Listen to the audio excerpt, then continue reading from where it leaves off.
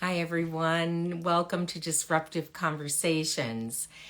We're going to be meeting today with Mikala Albertson, who is coming to us from, oh gosh, she's here already. Mikala, I see you. Wave, and I see your request. And we're going to be going. A lot of people are joining us already. Very exciting. We should be buffering. Okay, let's see how that goes. And here she comes on. And with extraordinarily seamless fashion, here's I love it Mikhail. when it goes like that. It's so wonderful when that happens. So first I'm going to introduce the show, myself and you, and then we're off and running. Great. So welcome everyone to Disruptive Conversations with thought leaders, influencers, innovators, authors, physicians, educators, attorneys, and if you name it, we can have it on, and in which we deep dive into the experiences these women have needed to navigate and conquer in order to have achieved their personal and professional success up to this point in time. I'm Dr. Risa Riker, clinical psychologist, and I'm an expert in change. Now, positive change can happen at any point in time, and that's the great news. But in order to create change, we have to disrupt. You need to disrupt a thought, a feeling, a belief, a behavior, a habit in order to create your 10.0 life. And that's what this series of conversations is all about. And today, to help us understand that journey, Dr. Mikala Albertson is going to be sharing her journey with us. So let me tell you a little bit about her. And she's joining us from Salt Lake City. And so without further ado, Dr. Albertson is a board certified family practice doctor. We're going to find out more about that. She is an author and well-being advocate who's passionate about women's health and healing and living in our perfectly imperfect life. And she's the author of Ordinary on Purpose, and she'll be sharing with us her new book coming out shortly. And she inspires readers every day to stop trying to go for a life that doesn't really exist and be able to be in the space that you're in and derive your satisfaction, your happiness, and the whole gamut of what life brings us on a daily basis. She is wholeheartedly living through a gentle, achievable, and sustainable approach. And if that's not enough, she and her husband are raising 5 children near Salt Lake City in Utah. So, Mikala, welcome. So happy to see you here today. Hello. Thank you so much for having me. I love what you're doing. I love this idea and the interviews that you're doing. I think that's so important. Thank you. Yeah, I mean, because we learn, so much of our tradition is verbal, and we learn from the stories that we hear. And, the stories don't have to be made up stories, those are great, but also our life stories. Yeah. And there's such tradition and wisdom in that. So thank you for coming on today and sharing yours with us. So is there anything in the bio that I have read that you would like to add to? Um, not terribly. I was out in practice this is, I think, what we'll probably get into is I've been out in clinical practice for 18 years, and then a couple of years ago, not quite 2 years ago, I just kind of made the turn into being an author full time. And so I've definitely made a huge shift in my career path and trying to it was so interesting visiting with you just beforehand, like disrupt the conversation that I've been having in my head about what it means to be successful and what I should be doing with my degree and kind of where I'm being led instead and finding some peace with that. So, what is it that you needed to disrupt inside of yourself in order to have achieved your personal and professional success up to this point in time? Because there's more to come. Yeah, sure. That's kind of what my first book is about. I think I grew up and kind of just swallowed the idea of what achievement looked like and what success meant. And I thought that meant that I should go to medical school and I should have this really productive career and that I should make a lot of money, of course, right? And that, I should have this perfect looking life. And I write about in that first book how I learned to turn away from that notion because I realized that perfect isn't even actually a real thing, and that most of our lives are ordinary, actually. We spend a lot of time just doing really ordinary things. And so success kind of took on a different look for me over time.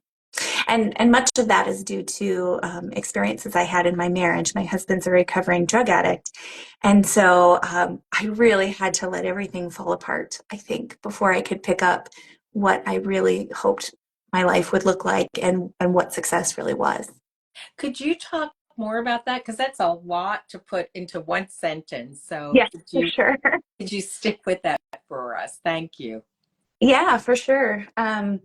Yeah, my husband is my high school sweetheart. We were married about 4 years before we had children, and it was really early on into our marriage that he started using drugs and alcohol. And he's in medicine as well, and so I think it was really a coping mechanism for him because of the demands of medical school and the lack of sleep and lots of things. I think lots of things fed into that, and I spent the first many years of our marriage just sort of white knuckling my way through and trying to be like, nope, this is what we're doing. We're gonna make it through medical school and we're gonna have a family. So we started a family during that time. I had two little boys when he went to rehab the second time.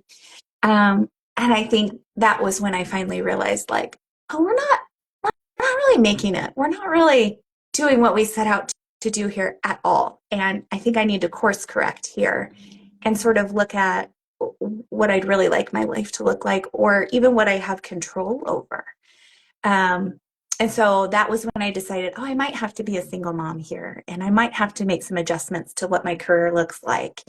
Um, and thankfully, we are the lucky ones. He did stay clean and sober. He's 15 years clean and sober now. So we were able to continue on together. But the way our life looks now is much different than the picture I had in my head at the beginning.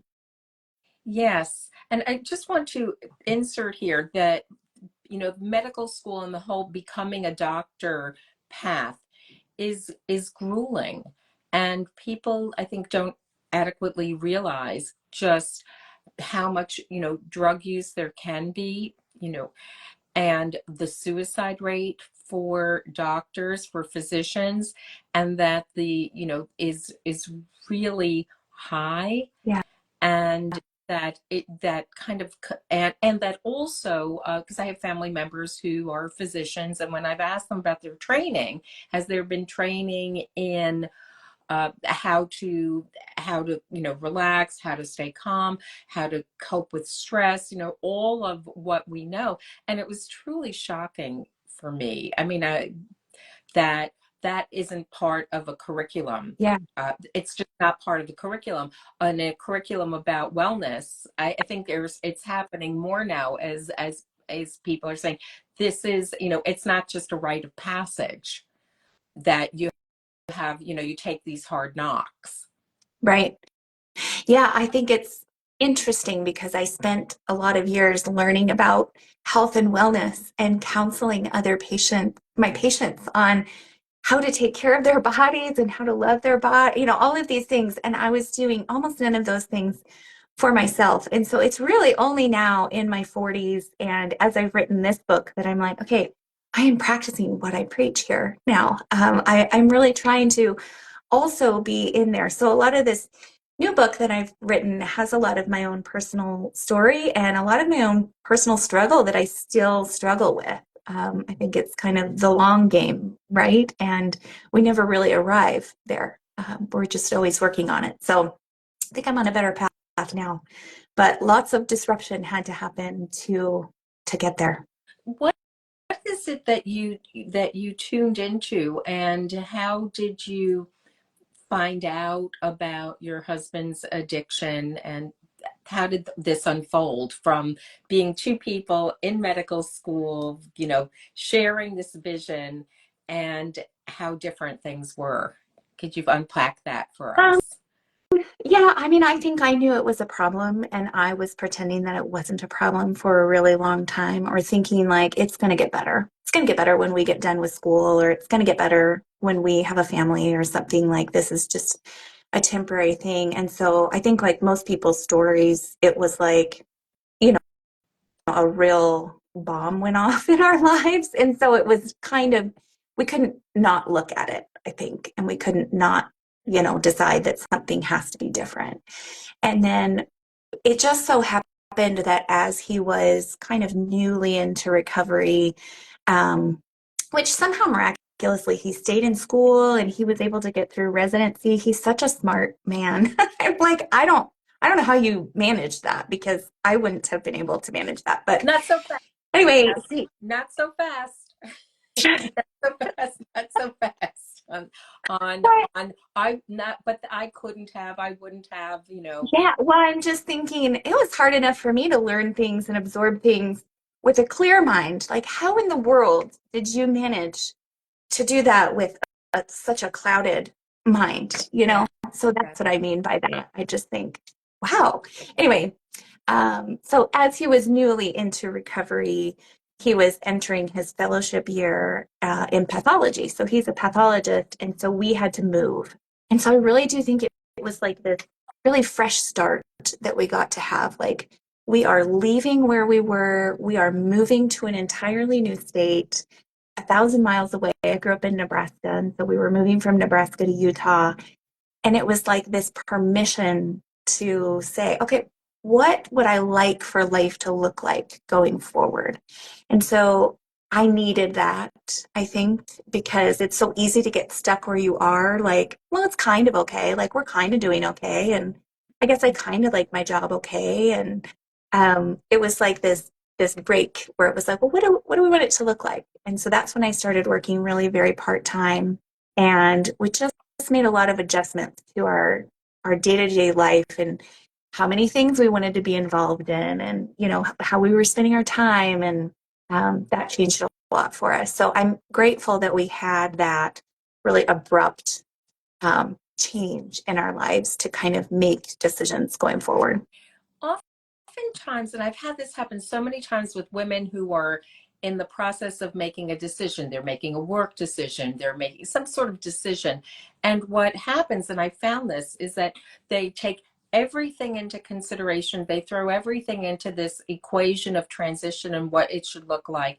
But the one piece that they leave out of the equation and the analysis is themselves.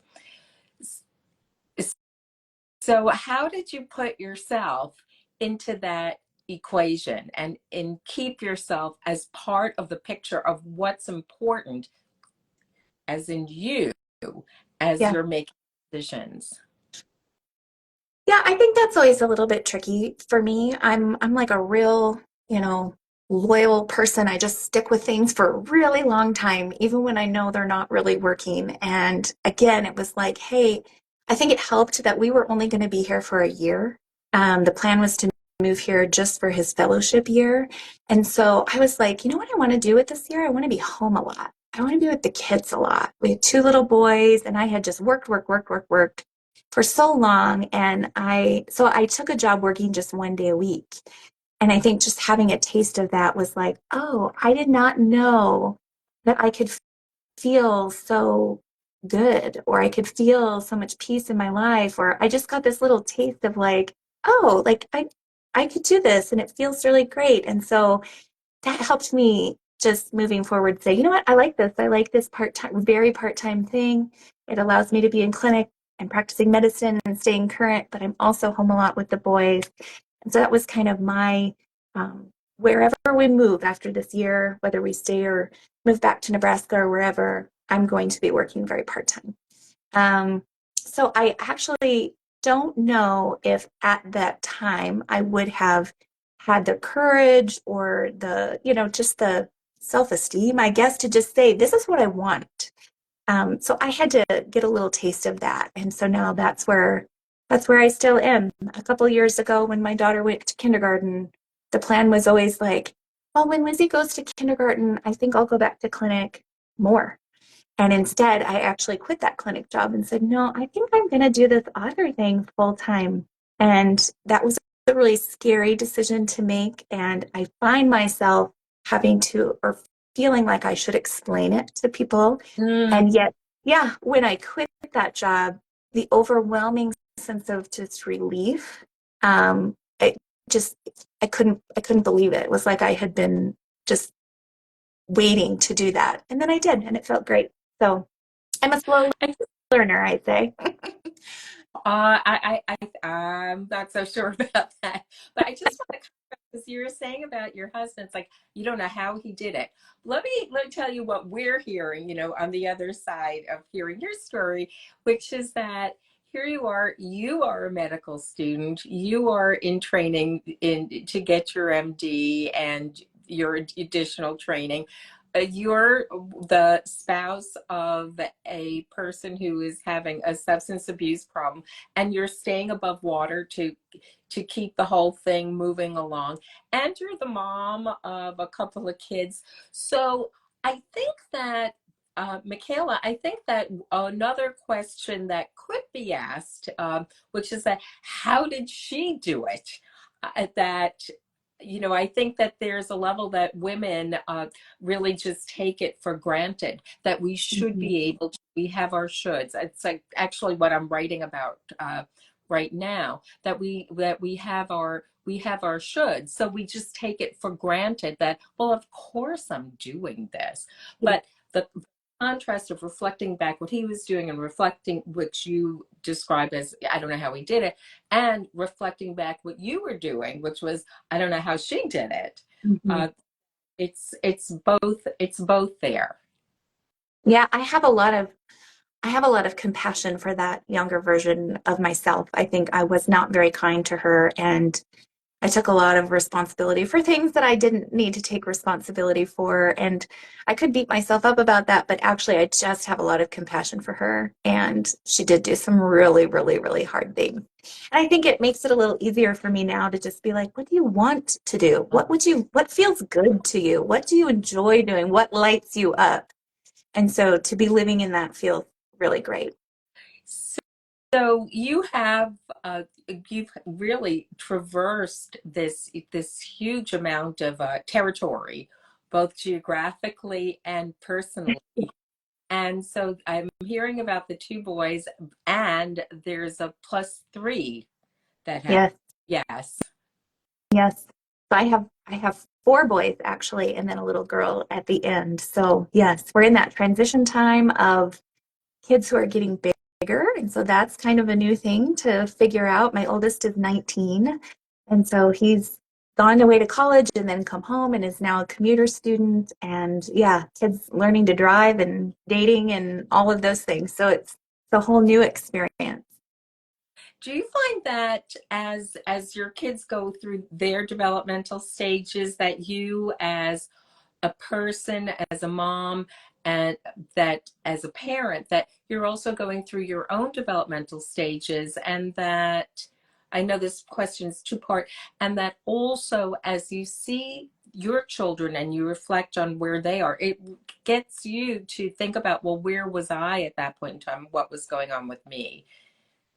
Yeah, I think we have to kind of learn and grow right along with them. I really thought that by the time I was 45, I would feel a lot more settled, right, as a mom, or like really feel like I knew what I was doing. But like that's the trick is like, oh, actually everything just continues to change and morph. And so you're always doing everything for the first time, right? Like I've never had a kid in college before. I've never had three teenagers and a tween before, and all of those things. So yeah, I'm constantly trying to figure out, I think, how to be in this next phase and then in the next phase and then in the next phase. So we just learn right along with them. I am grateful that I do have a great relationship with my kids. And I think sometimes I'll just say that, like, I don't know. I don't know what I'm supposed to do here, what let's figure this out together.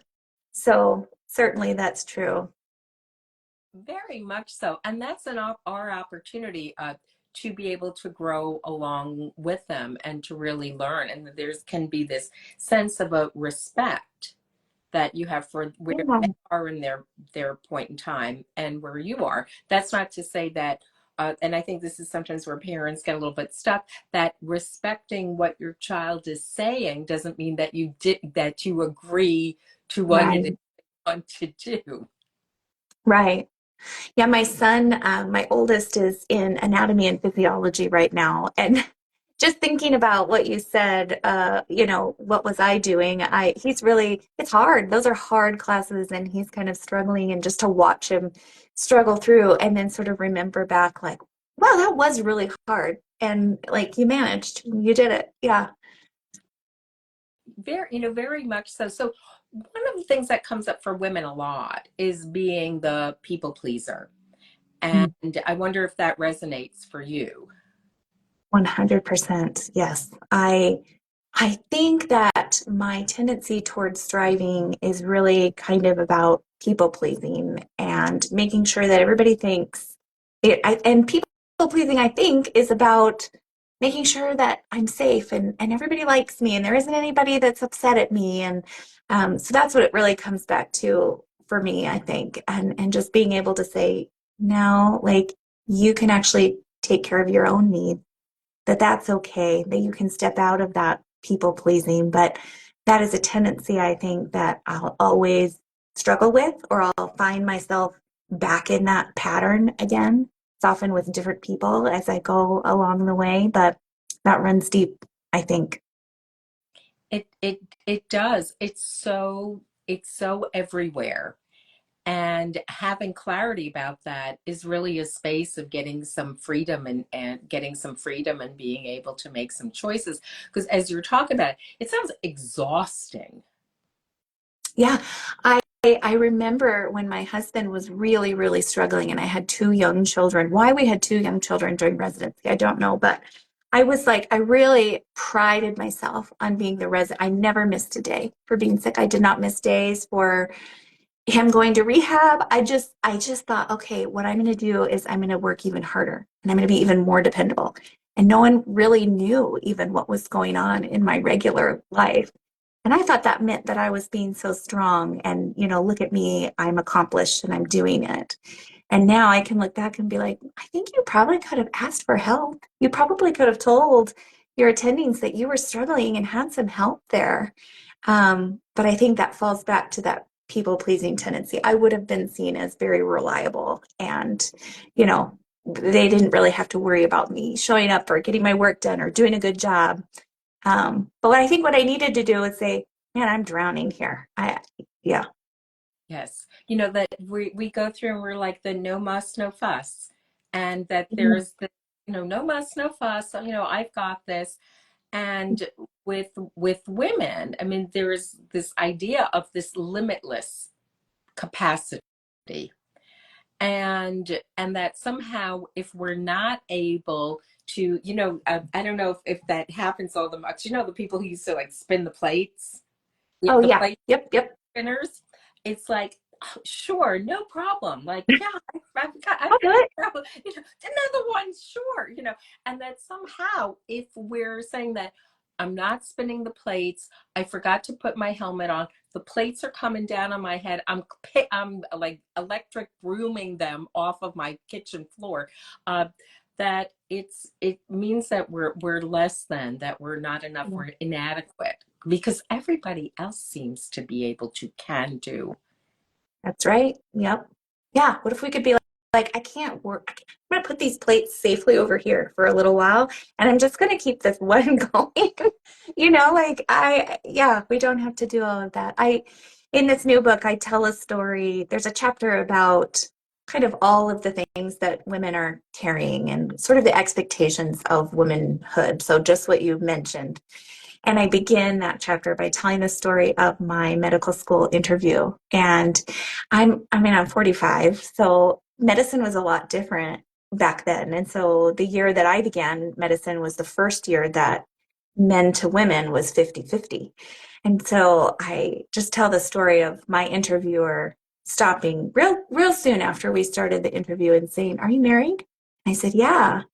And he said, "Well, what will you do when your child is at home sick and he wants his mother, but you're on call at the hospital?" And I remember just thinking, like, number one, I was real angry, just like, well, you would not ask the men that question. So why are you asking me this question? It was just not appropriate, right? I Mhm. think it's probably a little different now, I would hope. But I also, those are just beliefs Yeah. that I have grown up with that are deeply inside me. And so I did think, well, what would I do? And so I just, when I entered school, that was the feeling I had like, well, I'm going to do it all. Actually, I'm going to be a great wife and I'm going to be this awesome mom and I'm somehow going to be able to work full time and I'm just going to like spin all the plates and I'm going to be the best plate spinner ever because I wanted to prove, like, well, I can do it all. And yeah, it took some plates crashing to be like, yeah, I don't have any desire actually to do it all anymore. So I would really like to just do the things that fit me and that fit our family the best. So Mhm. yeah. Well, it may be all, but it's not your all. And it's not your all. And that you actually do get to have some choices. Yes, yes. We have a say in our own lives, wouldn't you know? Yeah. Even though this sounds so, well, of course, it's really not. Not when we look at the granular aspects of what our days are like, what our lives look like, at the points of, making decisions. Well, if I make this decision, then I can't, but I can facilitate this other thing for someone else. And how we start to have clarity about that so that we can make decisions and not keep putting ourselves, what I call like underneath, on the list, that even if I get the potatoes bought and I read what I'm supposed to take care of, then I will do something that Yeah. takes care of me. Yeah. I had that feeling early on in my writing journey. It was, I'm going to just do this thing that's a hobby and, it will fit in this time slot so that it won't bother anyone else. It won't disrupt anything. And, if it fits in that time slot, then I'll do it. But if it doesn't, like, I'll let it go. And it was years of time before I could say, this is really important to me and I would like to do this. And so I'm going to carve out this time for this. And people will have to sort of adjust to that. Um, so yeah, again, it's kind of just practicing doing exactly what you just said. Not only adjusting to the time that they're doing it, but adjusting to the fact that you're putting yourself on the calendar, Mhm. and that it's not because you don't care about other people. And we're oftentimes kind of like shoved into that spot of, Mhm. well, what about this? You're not going to be able to, whatever else that is. But that it's the idea of having your own time. I just met this woman. She was fabulous. And she was telling me that she woke up at like 4 o'clock in the morning to get done the things that she needed to get done. Mhm. Um, it wouldn't, it wouldn't interrupt other people, right? Right. And so putting yourself into the equation as a person. So you're writing full time now. You've made a conscious, intentional choice. It was your Mhm. idea, your conception, your visualization of life for you, and what your success picture looked like and your satisfaction picture looked like for you. So you've got a second book coming out. Yes. Yes. I'm very excited. It comes out October 8th. It's called Everything I Wish I Could Tell You About Midlife. So I know it's backwards there probably for people, It's but fine. They'll anyway, figure it out. Uh-huh. yeah. Um, yeah, and it's kind of about, gosh, much of what we've just talked about, actually. But then there's a lot of kind of medical information in there, too. I think this midlife phase is about a lot of transitions. And so we've got teenagers suddenly, and maybe we're making career transitions, or our parents are getting a little bit older and need more help. And then at the same time, our bodies are sort of having a little revolution inside and we're experiencing some perimenopause things and maybe sleep is a little bit different. And so I think that's one of the difficult things that I would notice when I was in clinic is it's really hard. We try to compartmentalize, well, this is your health stuff and then this is life stuff, but actually it's all intertwined. And so I really try to speak to that in the book, and we cover all of those things. Well, I can't wait to see it. I would like a signed version of that, I would please. yep, I would love to. And Give me your address after this and I'll send you one. done. So, Mikala, what's your next disruption?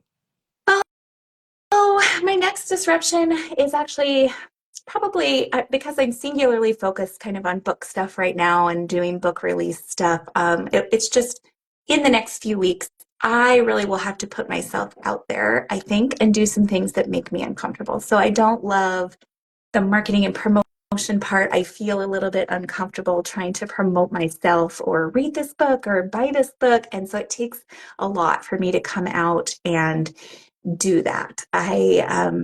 But I feel committed to doing that this time around. I think last time I was a little shy about the book coming out. And my next disruption is it is important to you and it is important to women. And I have a wonderful product, I think, to share with women. I wish I could give it to everyone. But that'll be the disruption I need to make in my mind is this is important, it matters, it's worth doing, and I need to take the time and energy and effort to do it. Well, I'm thrilled that you're sharing this with us and here cheering you on. Thank you. And when we step into spaces that are different for us, it's going to feel different. It doesn't feel natural. And natural doesn't necessarily mean good. Natural is what it can be, but natural also can be just what we're used to, no matter what, no matter how it affects us. So I want to thank you so very much for taking time and coming on, being so open and truthful and heartfelt about your struggles, your achievements, your vision, and really putting into place benchmarks for other people to think about regarding themselves. So what we're going to do now is we're going to do a little hair flip, if that's kind of thing, and we're going to do Okay. our cover shot. And okay, you ready? I'm ready. Okay, great.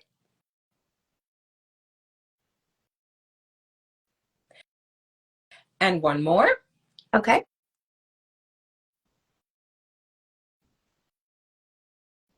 All right. Thanks everyone for coming today and hearing us. If you weren't able to get to all of it, it's okay. We're going to be posting it. You're going to have access to it on our Instagram sites. And so you'll have it. Let people know about it. There are people who need to hear this. There are people who are going through struggles with their spouses and life and all of what comes in our buffet of Yep. experiences. So I'll be here next week with you. Can't wait to see you here. Remember, positive change can happen at any point in time. You're never too late, and I've saved a seat for you. See you next time. Thanks so much, Teresa.